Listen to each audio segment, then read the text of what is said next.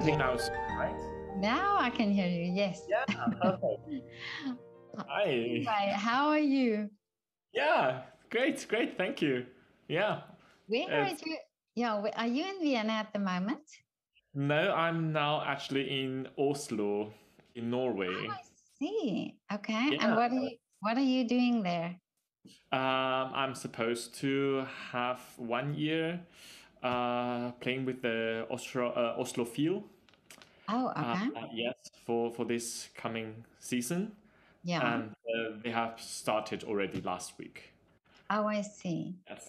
Yeah, and I'm joining next week. And Wonderful.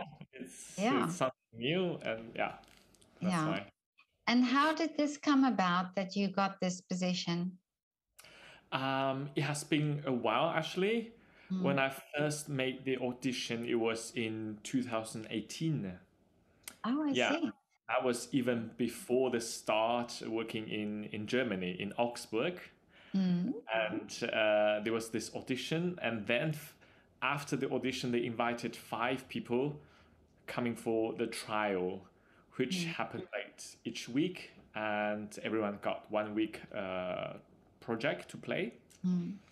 And then actually when I started playing in Augsburg, Yeah. and there was like the final round of the audition, which is an orchestra round. You got invited, and you have like, let's say, 30 minutes of program playing all the orchestra excerpts.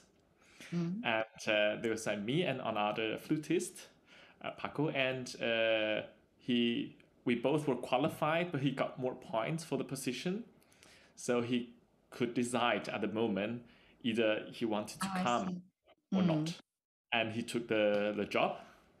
That's why. And yeah, after so many years, it has been, the virus and the pandemic, and it's not so easy for him as a Spanish guy traveling. I know him. He's been at MDV as well. I think I'm not sure maybe it's not the other one. I think it's but he's quite famous at the moment. Yeah. Oh, I see. Yeah, Okay. he's a Spanish flutist, and he also had a position in Barcelona, I think. Yeah.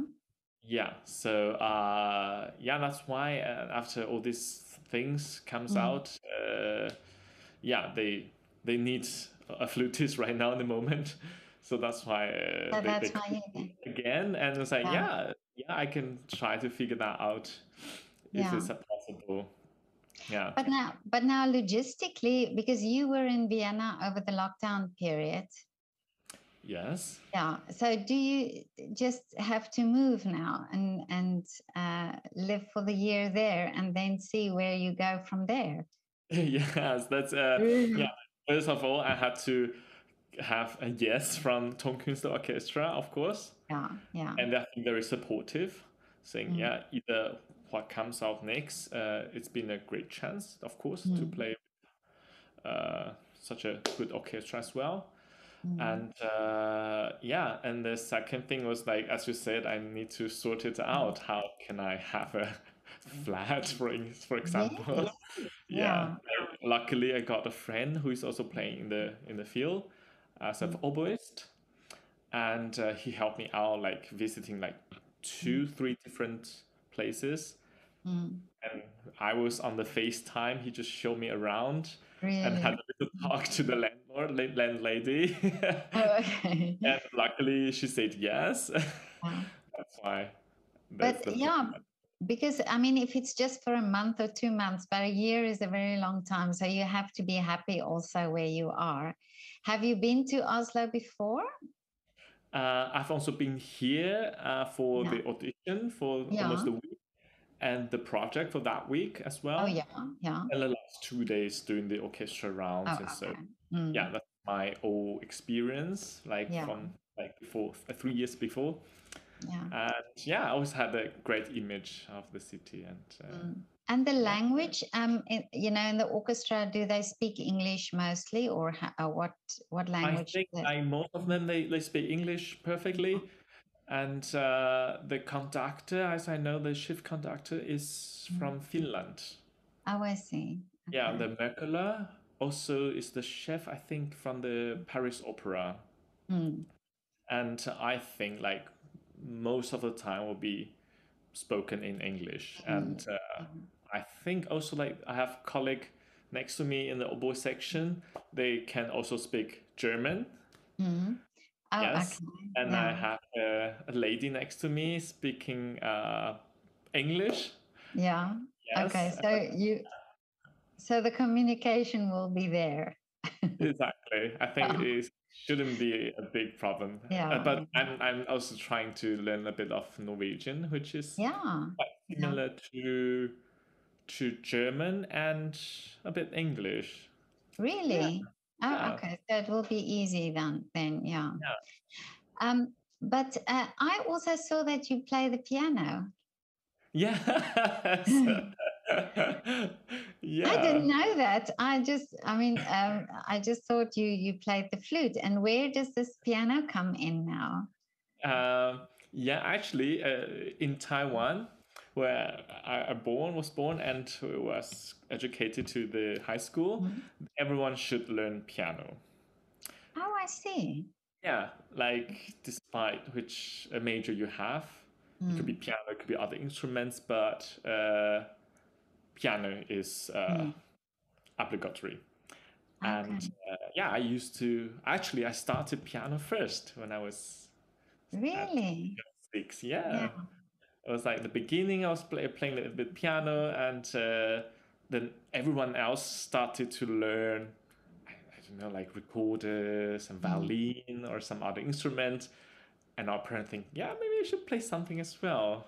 That's Yeah. why. And I And got then you, bit like asthma, I think. And yeah. they said that people say like playing some winds could help. Oh, Yeah, so indeed, as I remembered, I just had like 2 times of this little breathing yeah. thing, Yeah. and not anymore after playing. That's so interesting. Yeah. Because Yeah. I actually, my son had asthma, and I read an article once where it said that um, it's a good thing that you breathe out air and hold it out for a long time, and that sort of heals the lungs. Yeah. Ah, I'm not a doctor. I'm not a scientist, but this makes sense now that you say playing a wind instrument, because of course you have to have a long breath out. yeah, that's true. Yeah. Like Mm. to hold enough and have enough resistance and grow the capacity of the lungs. Yeah. And yeah, I think that Mm. might help. I could remember even my elder brother, Mm. had even longer period of asthma before. Yeah, Oh. like, Okay. he Mm. probably like used that Mm. more often than I did. Mm. Yeah. So, Ting-Wei, now you're now part of this orchestra, and what is your program like this new season? The upcoming season, so Mm. far I see, in Oslo they are doing like some Shostakovich, Mm. some symphony from Shostakovich and Sibelius. They're like Mm. very beautiful symphonic suites coming out, and Bruckner Eighth Mm. Symphony and Mozart Mass. Yeah, like quite different programs with Yeah. big conductors coming. Like Blomstedt is coming for the the fifth of Beethoven, Mm. and there are also like great musicians coming as well. There'll be Jenny Jensen playing concerto, Mm. as also the clarinetist. I think it's the most the Swedish clarinetist Mm. playing also Mozart concerto, I think. Yeah, and of course, like this kind of Yeah. Sibelius and Shostakovich is Mm. probably more often played here in the north than Oh, I see. I used to Mm. in Vienna. Like in Vienna, it's in Tonkunsa. I see it's coming like Of course, now in August, Mm. lots of concerts happening in Grafenik, Oh, yeah. in the Wolkenturm, the Mm. beautiful building, this outdoor concert hall. And there will be also one composer each year as a Mm. resident composer. And this year is the Hosokawa, the Japanese Oh, okay. composer. Oh, I Yeah, see. Mm. yeah. And there's also a prelude concert, which Mm. happens in the afternoon before the evening concert starts. Mm. And there'll be all different kinds of programs. And there'll be one program like specific, mostly the pieces from Hosokawa, but in chamber Oh, I music. see. Oh, I see. Oh, Uh, wow. yeah, so that is Mm. gonna happen in September. Yeah, Oh, okay. I'm still gonna play some project in September, October, because Oh, there was okay. we did a deal with another solo flutist Oh, already. okay. Yeah, Yeah. so I'm gonna be back for Yeah. 2 months as well. Okay. So they allow you to do this, to go back and forth a little bit. Yes, yeah, Okay. because I Mm. was kind of yeah before it all happened. Already. I say like Yeah. I have kind of arrangement before Mm. if that will be okay and Oh, okay. okay for the both sides. Yeah. So, do you get excited when you see beforehand what's coming up in the season? Are there specific works that you really feel excited about? That you think, oh wow, I'm looking forward to this? Like for here in Oslo, Yeah, yeah. for example, I really love Sibelius, but I didn't Yeah. get a lot of chances to play many Oh, pieces. okay. Yeah. So that is very exciting for me. Yeah. And also Shostakovich, Mm. it's yeah, sometimes gets like really thrilling and Mm. exciting as well. And I didn't also play a lot of them, so Mm. that's something really new for me. Yeah. And now, when you play these pieces that you haven't played before, does it take you a long time to study and to get prepared for these performances? It depends on the pieces, of course, Mm. because sometimes it could have like long pages just being super difficult for the technique. Mm. But sometimes it could also be like just one movement without any flute. So it Oh, I really see. depends on Mm. the pieces itself. So I wouldn't say it would take a lot of time, but Mm. it takes more time to get into what this music is going to talk about, what story it's going to be about. Oh, Yeah, okay. for example, Mm. this Sibelius suite, uh, it's about this kind of Finnish scene from Mm. the book, which I'm now trying to study a little bit more. Oh, And there's okay. lots of stories behind, and the big Mm. figures, and the different scenes, and how he came to one city and had the story there and got murdered uh, and sent it back, and the mother came and tried to rescue him. So it's got lots of things, and I think to take that in and to Mm. set with the music and to really think what even it could be a very simple melodic line, but what is that going to say? Mm. So I think it takes more time preparing those things than uh, technique Then itself. the yeah. Oh, I Yeah, see. Yeah. And do yeah, you enjoy that part of that? yeah, Do yes. you? Yeah. That is a very interesting part because, like, I wouldn't know there's gonna be this great Yeah. story behind. Yeah. There's going to Mm. be this great author writing these pieces, or there are some painters as well who Mm. did some great things, great matches those music or matches Yeah. the stories. Yeah, Yeah. or there could be different kind of artists Mm. talking about the same thing, but completely different way of showing it. Mm. Yeah, so that's very beautiful. Yeah. And how much do you think the audience should know about this background? I think for the audience, because I don't know, the audience can also be like very from different places and Yeah. quite different. I don't know, like in Vienna, I just guess they know more or less Mm. before they come to come to the concerts, Mm. or maybe not. Yeah. But I'm here. I have completely no idea how they're gonna respond.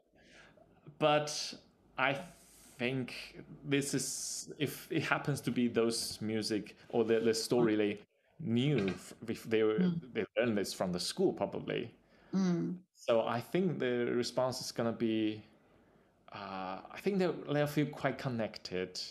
Is it? Yeah, because of that, that they know the tradition and the stories. But Yes. I sometimes think that so, or this is something that I talk to artists about, is that there's a large amount of public who is not so who are not so educated in music and have this background knowledge.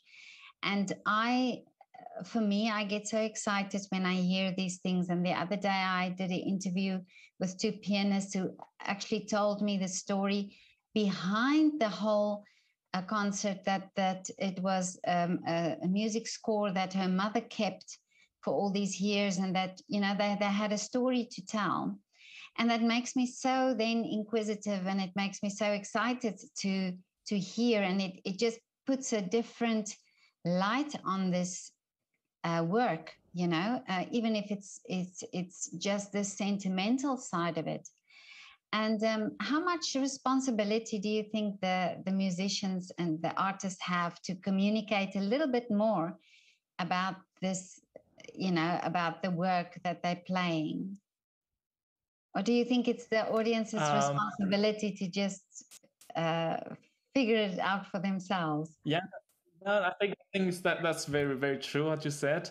Uh, of course, I think the musician Mm, definitely have the responsibilities, mm, and um, I think also if the public just come to a unknown program, they just come unprepared, or mm, just they expect something new or some surprises.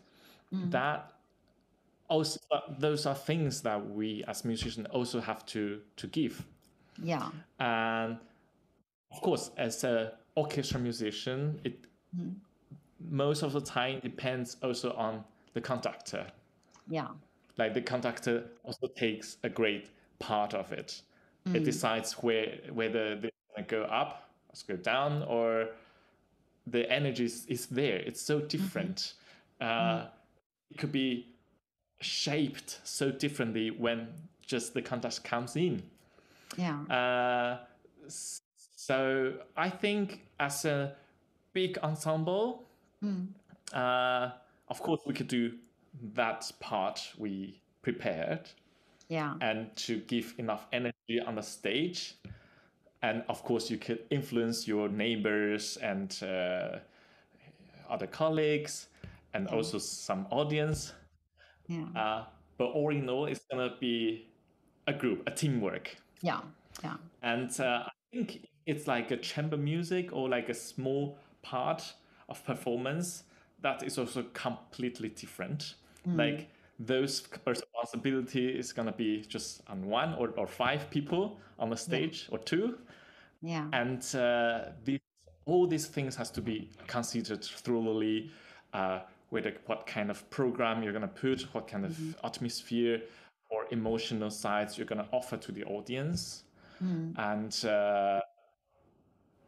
and if the public just comes, and what I'm thinking and what I uh, want to share mostly is like they could feel what I feel, Oh, and yeah. they could just Mm, get touched, and I could feel like we are either uh, emotionally connected, mm. or it could be a certain uh, things or memories Yeah. or inspiration, Mm, being connected and to be, yeah, mm. to be Well, awakened. Well, I believe very much in this energy that artists give out as well. You know, that you're saying now, when you're excited about it, there's definitely this energy that you set out, and that the audiences will pick up, even though they don't, if they don't know exactly what it's all about, but that energy will be transferred, basically. You know. Yes. But do you think that musicians and artists overall now approach things a bit different than they did before the pandemic? Um, but there's a different I wouldn't say appreciation, because I think you've always appreciated the music, but there's a different energy that you put out in performances because of the time that there were no performances. Uh, I wouldn't really say that Mm, because the way and the music itself, it hasn't been really changed. The change. music Yeah. itself, it's there, Mm, and when we prepare those things, the music, uh, it wouldn't just go away or change because of mm, these 2 years. Yeah, mm. I think the music has come through this whole hundred of years. Yeah. The music developed itself, of course, a bit like more and more different than Mm, what we used to have, I think. But it's yeah. more like the style of the people and the time we're doing this. And Mm, through the time, the probably instrument itself changed. mm, Yeah, so we couldn't really say like how the people play their Baroque pieces in the Baroque time. I think mm, in I think just in these 2 or 3 years, mm, uh, yeah, I don't know if it's gonna be a big change for mm. the music itself, um, but I think it does change a little bit, like each person's I don't know internal uh, Okay. way Mm, of approach or mm, the way of living. I think it's mm. more affected than the Yeah. music itself. Yeah. And yeah. And but tell me, on a lighter note now, how do you prepare before a performance, before a concert? Is that, do you have a little ritual or something that you do? Uh, for me, actually, the ritual, it has to be like it used to be something Mm. uh, I was trying to build, but Yeah. now I think by experience, uh, it's been less like a, let's say, like a, it's gonna happen in a concert. I have to do this and do that. Oh, okay. It's Yeah. less this kind of. It's more become like daily routine. Oh, I see. Uh, Mm. yeah, I used to swim and to have a little like meditation section and a bit of Mm. like stretching, like Oh, for my yeah. arms, my Yeah. backs, and a Mm. little bit of qigong. Mm. And but by time it changed a little bit. Also Mm. through pandemic, actually, uh, have been doing like yoga since more than Mm. half a year. Okay. I wasn't that flexible at all. Oh, okay. Yeah. Yeah, but yeah, through Mm. pandemic, just spend time, lots of time at home, and Mm. started to do that. And I just found that's something I like because it's Mm. getting like more into the core rather Mm. and from the inner muscles rather than just like from the gym, just build up something Oh, from the yeah. outside Yeah. and which just Mm. goes away in 2 weeks if you don't keep doing that. Yeah. So that's what I like a lot. Mm. And of course, you with the breathing, it's also important. Or do you find it important, the yoga, because it's also got. I don't do yoga myself, but I know there's a lot of breathing also involved when you do yoga.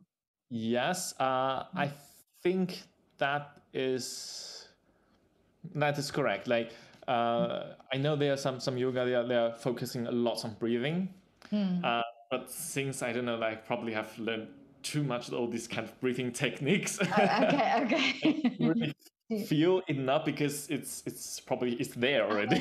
Yeah, yeah. Yeah, but everyone got their own types of breathing way. Sometimes they say you have to breathe through the nose, and and some say you have to in the nose and through the mouth.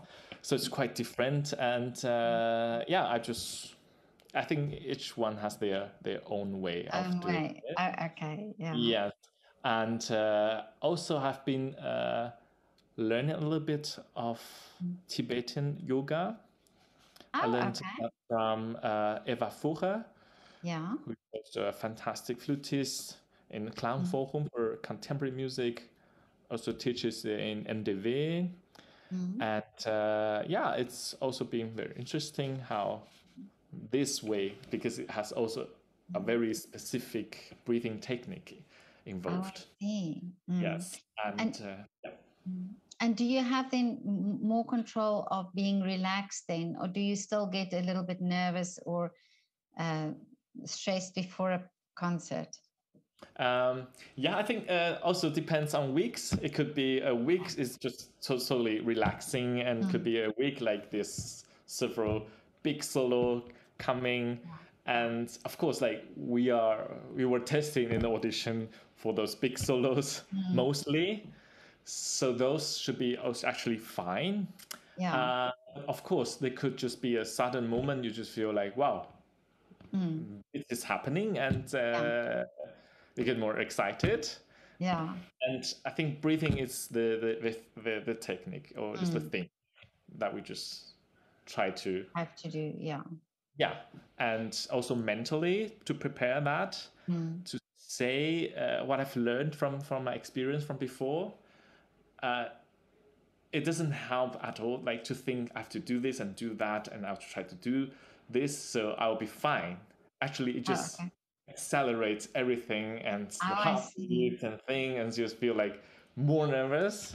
Yeah. But I think from mental, it's very interesting. You just tell yourself like, I can manage that. I know I can do that, and we have been practicing this thing. Could be whole week or like for whole season, just for those, I don't know, 20 times of opera playing. I know what I'm doing, and I have lots of colleagues supporting. So in that moment, I just need to tell myself like, I can do it, even like telling myself 100 times. Yeah. And the outcome is always surprising. Oh, really? Yeah, positive. It's like you don't have to overthink everything, but just by telling yourself you can do it, and the body, it has the memory. The body memory just will connect to those positive experience you have practiced, you have learned, and to bring that to the reality. Yes, that's I'd say I'd Wow, practice. you make it sound so easy. even it's not that good, it won't be too bad. Oh, okay. Yeah. Okay, now I want to ask you about your outfit. Yes. Do you choose something? Is there something that do you really think about what you wear when you do when you play? Yeah, it depends. Also, there's days that you just can't think of anything and just grab what I got and go to work. And sometimes you feel like, yeah, a bit cheerful and a bit like super spring, or more sunny and with more colors. Otherwise, I'll just go probably white or black or something simple or denim. Yeah, so it all depends on days. And so you don't have a lucky shirt or a lucky tie or a lucky sock or something like that? I used to have some of those. Yeah. Oh, okay. Yeah. When I went to those competitions, I feel like, okay, I need to bring my gray shirt for the first round, and for the rest, I'll bring suits and stuff. So I used to have those. But also something very interesting that a violinist told me, and that is about the shoes. That the shoes are so important because it's the way you stand. Is it the same for you with the flute? Indeed, shoes are super important. Yeah. I think it's probably also more important uh, for the woman, probably because Yeah. sometimes they feel they might need the high heels or to stand out and to really like. But I think it has to also be to be comfortable and to be able to make musician feel grounded and Yeah. but like in a positive way, like feel the earth, like you're standing here and not just moving around, or like it has to be somehow stable and connected to the earth. Yes. So yeah, the shoes play a big role on that. Oh, okay. Yeah. Yeah. Yeah, it makes sense. And now that I know of it, before I didn't, you didn't think of it, but it's all these things that I think that that, like you say, that there's certain things that play a big part in what you do. So Yes. uh, this is now so lovely to speak to you in Oslo. And is there something exciting that you are doing or planning now for to go and see or do in Oslo in your free time? Actually, before the start, I have been in Lofoten to the islands on the Arctic part. Oh, Yes, really? yeah. We took with my friend. We took a flight to Bordeaux. From there, we took the big ferry to the islands, and we had like 3 days of Amazing. camping. Just like went to the pet place by bus first, and found like super nice, a beautiful beach there, and they have the beach camp, and which is already luxurious. Where we got a shower and a bit something with the water. But it must be so beautiful there. Is it? How is the weather? Is it cold? We had a week which wasn't that warm. Around 11, the highest went to 18, and there are like also like moments went down to 8. So we had basically all kind of things with us. So like the jackets, like covered, or the beanie, and the scarf. Like so, basically we were we were prepared for kind of winter situation. And through hiking, we also had this weather situation when it was kind of warm, kind of summery, and came with the height.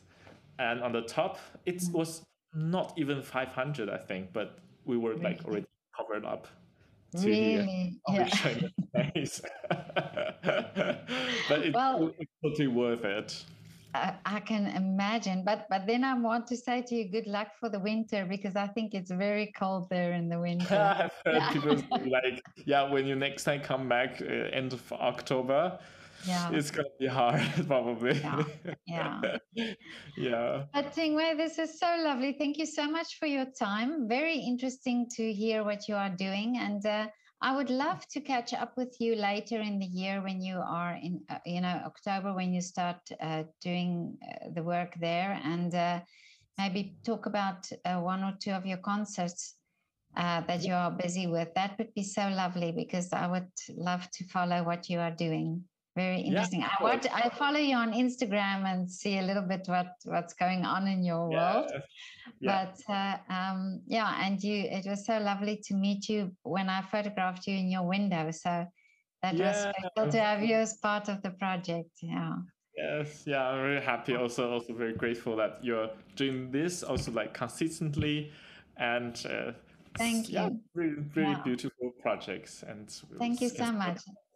Musicians doing, and it's for me so interesting. I just love it, and I think if it can help to raise a little awareness of the wonderful work that you are all doing, then then it's great. So okay, Ting, have a lovely rest of the weekend. Yes, you too. Thank you, Petra. Thank you. Bye. See you. Bye.